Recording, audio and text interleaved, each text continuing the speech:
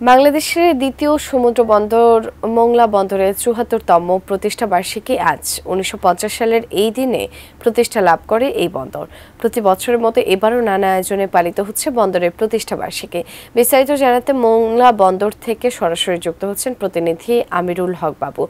বাবু, আয়োজনে কি থাকছে এবং সবাই কিভাবে আসলে উৎসবটি পালন করছে, বিস্তারিত জানাবেন। আপনি জানেন যে ১৯৫০ সাল থেকে কিন্তু এই বন্দরের যাত্রা শুরু হয় এবং এই বন্দরের যাত্রা শুরু হয় প্রথমে চালনা বন্দর দিয়ে। পরবর্তীতে এটিকে মোংলা বন্দর কর্তৃপক্ষ হিসেবে এই বন্দরের নামকরণ করা হয়। পরে সময় এসে এটিকে মোংলা পোর্ট অথরিটি নামে এখনো কিন্তু চলে আসছে।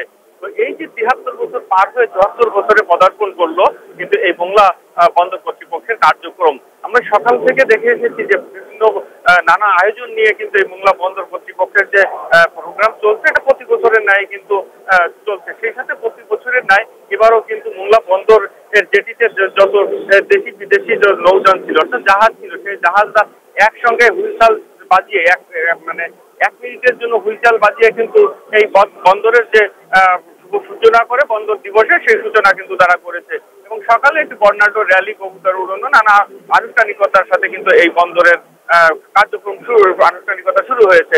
তো এই বন্দর কিন্তু আসলে পাশাপাশি একটু জানিয়ে রাখি যে এই দক্ষিণ অঞ্চলের যে একটা ভূমিকা রাখছে, অনেক বড় ভূমিকা রাখছে। মোংলা বন্দরকে আমি যদি একটু পদ্মা সেতু হওয়ার পর থেকে মোংলা বন্দরে নানান করে যে এই বন্দর সেই গতিশীলতাকে কিন্তু এই মোংলা বন্দরে ফিরিয়ে আনছে এবং এই মোংলা বন্দরের যে ধারাবাহিকতা কিছু কার্যক্রম রয়েছে সেই ধারাবাহিকতাটাকে আমরা যদি সঠিকভাবে বন্দর কর্তৃপক্ষ ধরে রাখতে পারে তো সেক্ষেত্রে এই দক্ষিণ অঞ্চলের উন্নয়ন হবে এমনটাই কিন্তু প্রত্যাশা করছেন বন্দর কর্তৃপক্ষ এবং এর সঙ্গে সংশ্লিষ্ট সকল ব্যবসা যত পক্ষ রয়েছে সবাই কিন্তু এই বন্দরের কাছে অনেক বড় আকাঙ্ক্ষা নিয়ে আছে।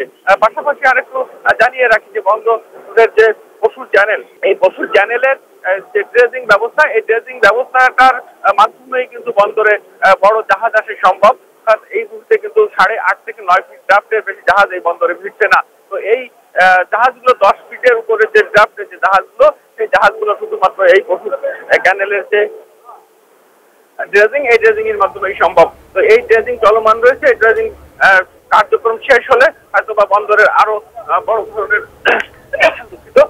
আশা করা সম্ভব। তো এমনটাই ছিল বাগেরহাটের মোংলা